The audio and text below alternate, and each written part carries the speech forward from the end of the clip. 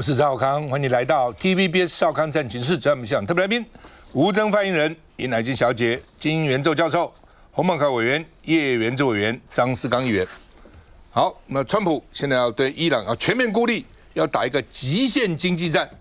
哦，說這叫做經濟版的 D-Day， 就像當時的諾曼底登陸一樣，哦，整個盟軍諾曼底登陸把納粹摧毀，所以要全面的來摧毀這個伊朗，摧毀德黑蘭啊。說是整個史上最強的經濟戰，說你們誰敢對伊朗伸出援手，跟他一起付出代價啊！不要跟他一起啊，不能去幫助他，那不是朋友就是敵人哦。但是對中國怎麼辦呢？因為中國的油啊等等很多都從伊朗來的，而且中國跟伊朗關係很好啊，所以呢，這個經濟制裁能不能成功，關鍵在中國。所以專家說，川普對中國也未必敢動啊，你能怎樣？哦，因為中國的這個很多的油啊、氣啊，都從差不多一半以上都從伊朗來的啊。哦，那美國財政部長也說，這是史上最嚴厲的經濟制裁，說希望中國能夠配合，大有好處。只要跟我配合啊，哇，保證對你的好處大多了啊。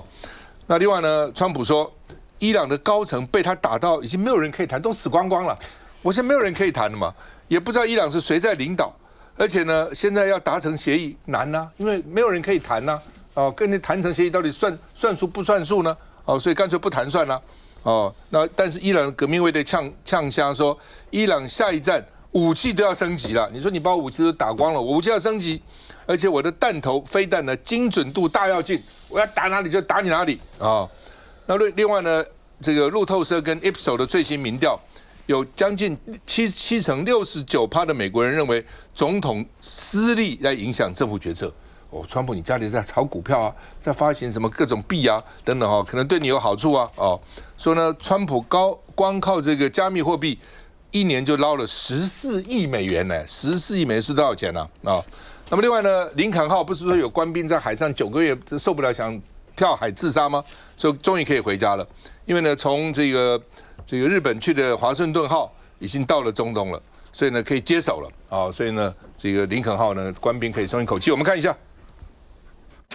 川普社群發文對伊朗發動經濟版 D-Day， 是有史以來最猛烈的經濟制裁，警告任何國家若提供伊朗金融、能源、運輸生命線，都將面臨嚴重的經濟後果。But Iran's foreign minister did acknowledge this week that the war and the U.S. blockade on Iranian ports in particular has contributed to shortages and high prices in the country. Look, it's very simple. They have to get rid of completely. They have to get rid of no nuclear weapons. 目前既没有核武協議，連諒解備忘錄都作廢。川普一面要求團隊在伊朗有誠意談判前先不接觸，同時也告知政治盟友，美方策略變了。川普認為伊朗的貨幣已經一文不值，國家命懸一線，而且現在不止美國用經濟重擊伊朗，阿拉伯聯合大公國也因為不滿伊朗向他們射飛彈，宣布全面暫停與伊朗的貿易。This could have a real impact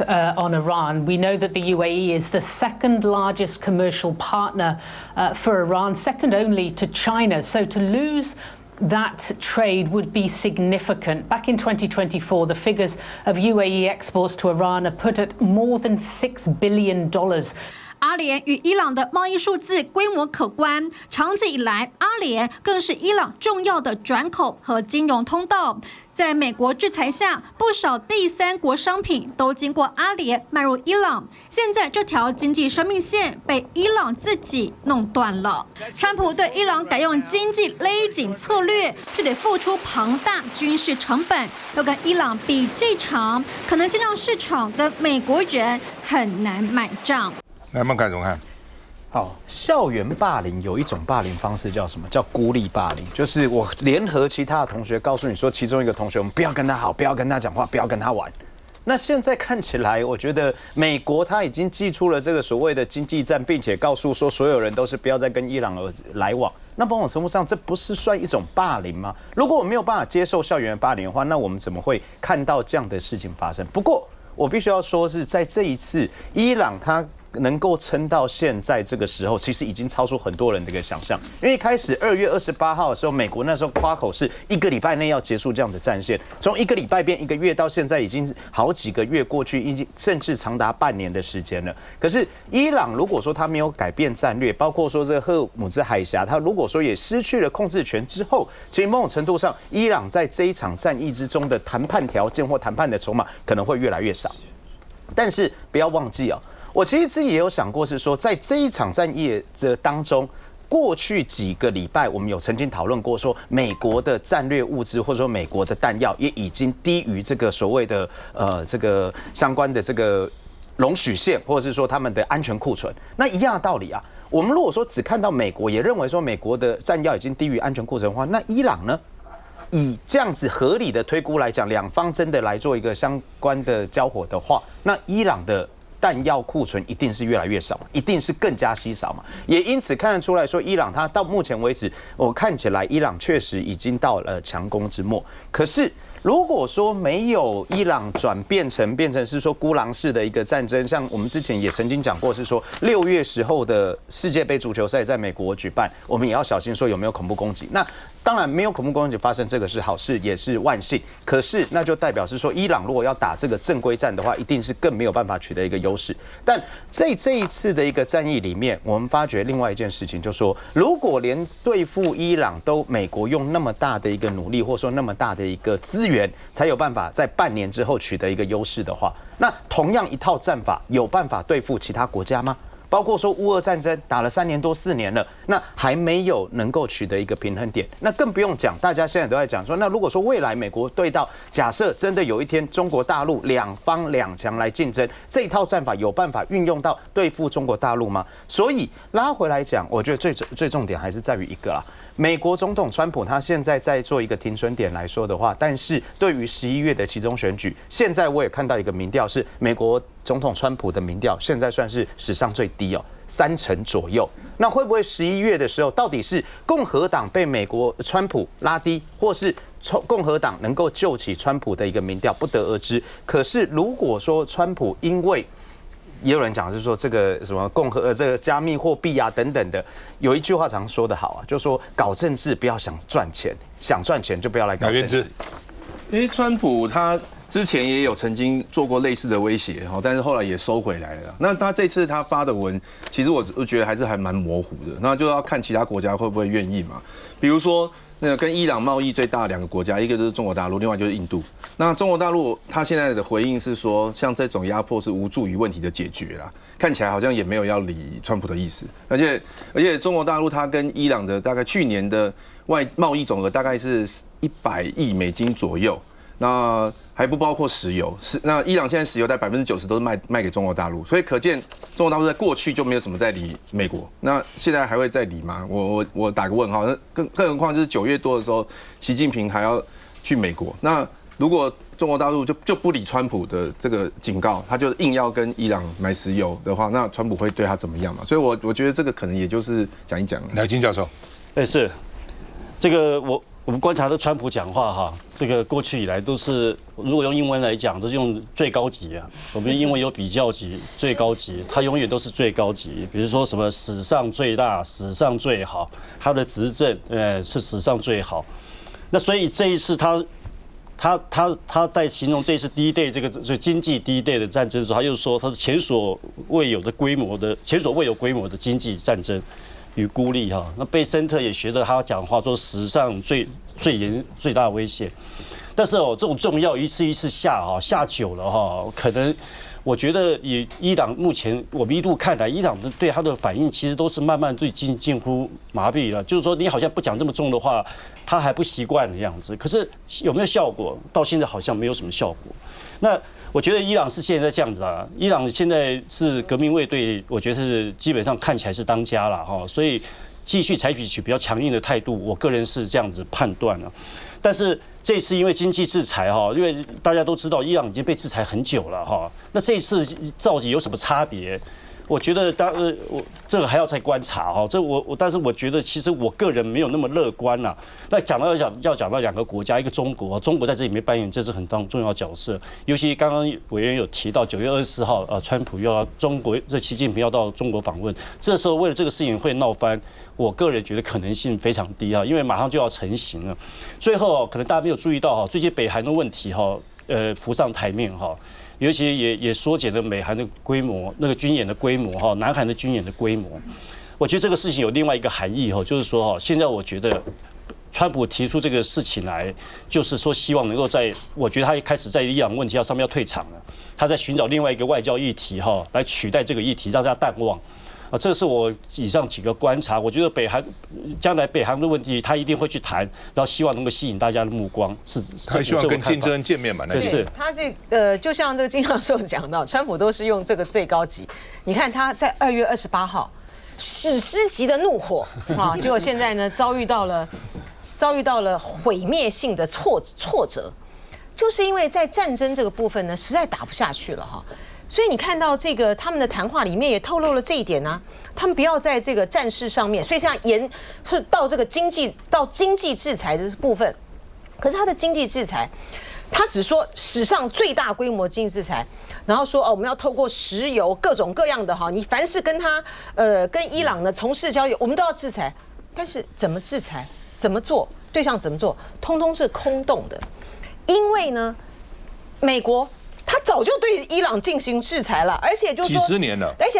且他在有關於石油的這個貿易上面的時候，跟伊朗的這些什麼軍火，他1級制裁、2級制裁啊，对，他1級制裁已經有1000多人啊，已經有1000多人啊，企業啊、飛機啊、石油什麼都在他們的制裁範圍內了。好，你現在呢？再說做2級制裁好了，2級制裁的部分的時候，你跟他有進行的任何的石油的什麼樣的貿易啊，透過了那種幌子公司或什麼來去交易的話呢，那我要給你制裁。問題是你很難抓啊，你抓不到啊。然後呢，不要說這個中國大陸不可能配合美國這樣子做的哈。它不僅僅是因為說他們現在有石油、天然氣呢，要大量的要靠這個伊朗，還有很重要的是，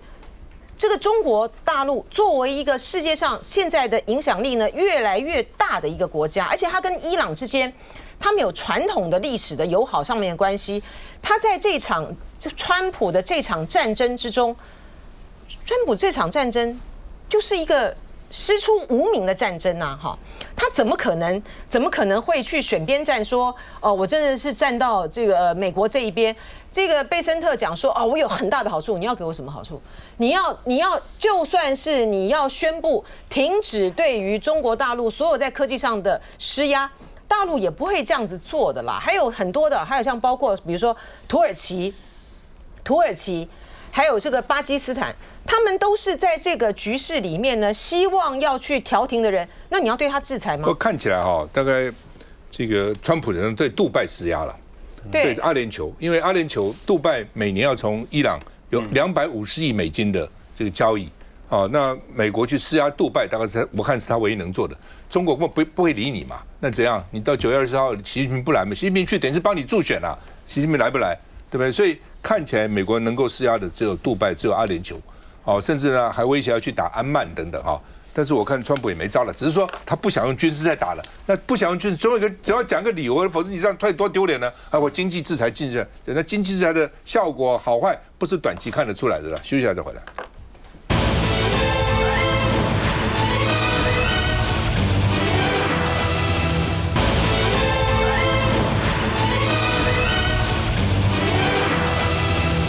明年度國防預算要超過1兆1000億啊，很多特別預算什麼都還不算哈，所以呢佔 GDP 將近4%，其實川普原來只說3%，我們現在主動我們跳到4%哦，甚至還有人說可能到5%哦，那特別還要把原來的特別預算1.25兆不是被刪了一些嗎？要不要補足哦？第一次破1.1兆，1兆都已經破了哈，那這個要將近4%的 GDP。包括總額1.1225兆，軍事投資哦，那另外呢，這個要推動不對稱戰力，國艦國造強化戰略物資跟能源而且要擴張這個一些這個項目哈。那另外呢，軍事投資佔了2591億，人員維持佔2081億，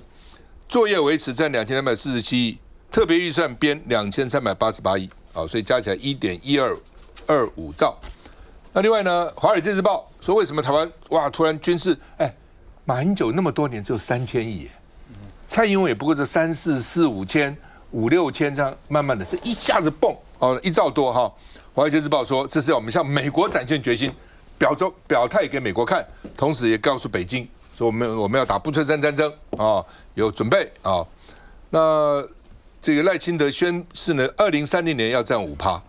所以呢，學者說5%很費力呢，真的可以做到嗎？那另外呢，除了1.1兆的國防預算以外，還要追加預算把強攻等等10項軍購都納在裡面所以我就講說，這個年度預算歸年度預算，特別預算歸特別預算國防部說，政府現在不是新增第3類戰鬥部隊加給4000塊一個月嗎？大概13%的官兵沒有辦法領到了現在1類、2類、3類。徐小琴說，自願役加給3萬已經3讀了，不應該再拖了。你這邊加薪4000，這邊3萬為什麼不加呢？那另外呢，這個馬文君說呢，輪到一線官兵就沒有錢發嗎？這個意思就是說，你已經國防支出佔總預算的超過30%了，3兆多，你佔了1兆多，自願役加給都不編。他們本來國民黨這個自願役希望加3萬一個月嘛，那到底這個是強化國軍還是弱化國軍？那賴清德喊的到底什麼意思？聯合報再問，我們看一下。總統賴清德宣布，國軍增加第3類戰鬥部隊加給各旅級以下提供作戰持續力的單位，每一名官兵每個月可支領4000元加給。國防部表示，適用第3類加給的部隊大約佔全軍32.2%，經費約35.7億元，但還有約13%左右的官兵無法領取到任何戰鬥加給。這是第3類型的戰鬥部隊加給，也就是提供作戰持續力的部队，它支領數額是4000元。那佔我們國軍的編制數大概是32.2%左右，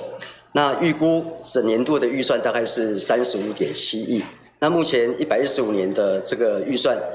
是由國防部的人為費來支應。那在預算不足的部分，現在已經辦理了追加預算的編列。另外，在116年所需的預算，已依程序納入預算的編列。國防部資源規劃司解釋，因為近年來隨着戰爭環境的改變，國軍防衛作戰已經朝向聯合作戰的形態來發展，並以作戰區為作戰層級為單位，結合各專業部隊共同來執行防衛作戰。確實啊，大家都期望我們國軍的薪資也好，福利也好，一步一步加啊。但是我覺得民進黨很奇怪，就是在野黨已經就通過說有加3萬塊了，為什麼3萬塊不給？3萬塊應該比4000多吧？這是很簡單的數字吧，很簡單的數學。難道說這一定是要民進黨當局給的才行啊？在野黨加的呢不可以？所以我覺得態度上，我覺得真的很奇怪真的很奇怪，这是大家没辦法理解的事情你說要做好人也可以啊，因為你也可以說這是在野黨提案，然後我接受，就跟去年普發1萬一樣嘛。要不然你就加碼嘛，對嘛？你就3萬我4萬。把那4000加下去嘛，3萬4嘛。我是民導就4萬。对啊，這不行嗎？這大家都4萬，大家都希望錢是照顧人啊，因為你去買一些設備等等。第一個，買那麼多設備有沒有足夠的人，還有他的有沒有的專業程度去操作，都是一個很大的問題。真的都是一個很大的問題。你不能說買了這些尖端武器回來，那時間點能不能配合我們自己的需求？比如說 F16V， 這一周才傳出有頭2架要回到台灣，那到底到台灣沒有？現在一團迷霧。有人說，這些國防機密、國家安全不給大家知道，但是不能什麼事情都是說國家安全。飛在天上都看到了嘛？你要不要飛出來？是啊，不能什麼事情都說國家安全啊，不給大家知道。你這件事情回來台灣是振奮人心的事，就代表我們在2019年下的單，在7年後終於拿到手了終於拿到手，雖然比原定時間晚了接近3年，所以我覺得該講的還是要講，但總的回來就是賴政府這2-3年來在做這些提高大家福利啦、薪資的事情，沒有做，提高之後大家都額手稱慶，都拍手叫好，但是當在野黨提出來的時候，你為什麼不買單接受，而且加碼呢？不能啊，對啊，就絕對不能讓在野黨拿到這樣子名聲。這國防預算佔 GDP 的部分，不過我補充一下，因為3.93看起來是一個已經到蠻高的數字了。不過這個3.93是用我們2024的名目 GDP 算的，所以其實就是說，如果是按照去年2025年8月預估今年的 GDP 的話，其實大概变成3.01%，堪堪突破3%。那我們都知道，现在搞不好用今年现在去抓的數字再算下去，搞不好已經不到3%，因為台灣這幾年 GDP 真的成長太快，所以其實現在也有學者提醒了政府說，應該要跟美方溝通，因為當時我們2024年承諾說未來長期例如說2030年到國防預算這個 GDP 佔5%的話，要講好是2024年那時候的5%，不是因為我們這個 GDP 一直往上衝這樣。那講回來這個軍人加薪的部分，其實我覺得大家都支持，對我們的這國軍的弟兄給他們更好的待遇，弟兄姐妹。那為什麼沒有这個政府現在沒有去實行在野黨國民黨過的軍人加薪3萬？我覺得主要2個點啦。第一個部分，剛剛思剛說，難道民進黨政府覺得只有民進黨政府可以加，那在野黨要加就不可以嗎？沒有錯，其實以政府立場而言，不真的是這樣，這就是我們等一下也會討論到憲政問題嘛。一個部分是對民進黨政府而言，其實我們一直主張立場就是說，包含人員的薪水、人事的任用以及預算的編列，這個行政院認為這都是行政權的核心。如果我不能去決定我的人的薪水，不能決定我今年要怎麼花錢，那怎麼算是我執政呢？好，所以這是一個憲政的問題啦。我想我們討論很久了，等一下會再討論到。那第二個部分是之前以專業的角度來講，國防部其實顧立雄部長還有說明了，主要是我們看到國防部從去年到現在這幾次加薪，主要是要分不同的對象。就是国防部認為說，包含有主管加給，有這個危險的加給，有專業的加給等等。因為國防部立場是反對齊頭式的全部，因為國民黨提案是所有軍人只要是自願役，通通是加3萬。那國防部認為說其實部隊大家在不同地方服役，例如說在外島在高山然後包括在第一線戰鬥部隊，你在後面做行政文書，你的危險程度有差，你的艱苦程度有差，所以國防部認為說它是主管機關，還是應該要有區隔化，這樣才能夠有一個正確的比較好的誘因機制。金教授是這樣子哈，這個當然我想這個。我講一點比較實務上面的事情因為這一次主要建立第3類嘛，就是比較前面有2類一個是第一類是比較直接的戰鬥部隊12000，還有另外一個是7000是通知或工兵這種。那這是加入第3類。簡單的講了，很多觀眾都聽什麼持續戰力可能不是很懂，其實簡單講就是後勤部隊啦，然後再加上一些以前營級跟旅級的幕僚，以前沒有拿到加給現在講為什麼這裡面出現兩個問題這個講實務上面，第一個就是你有沒有注意到，以前如果只有連隊的這個軍官還有士兵可以拿到加給，軍官可以拿到加給的話，那現在就是變成比如說我當連長，我可以拿到加給。可是以前按照我們的歷練的過程，是你基層連長幹完之後，你可能到營部當幕僚就沒有了，上尉幕僚对，然後你再將來過個幾年，再有機會當營長然後再副營長、營長，对，一路上升往這樣歷練。可是大家因為錢的關係，大家都不願意流動嘛。寧願對，在基層當連長，不要當營幕僚的幕僚。那這個人員的流動發生的狀況，這是我講的，這都是我大概在實際的幕僚、實際的經驗，經驗第二個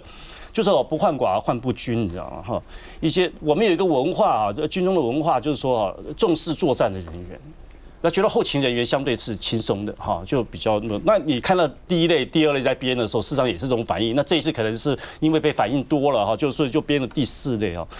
第3類那可是現在變成這樣子就是說。那你以前沒有編的人被剝奪感他覺得我怎麼都沒有錢，可是我又編了之後，我又只有編4000塊，那表示我的工作程度是不是第1類1/3？那這種感覺到底好不好？這是我覺得是可以討論。你們到打仗出去打，我不給你們飯吃了。對，後勤我不給你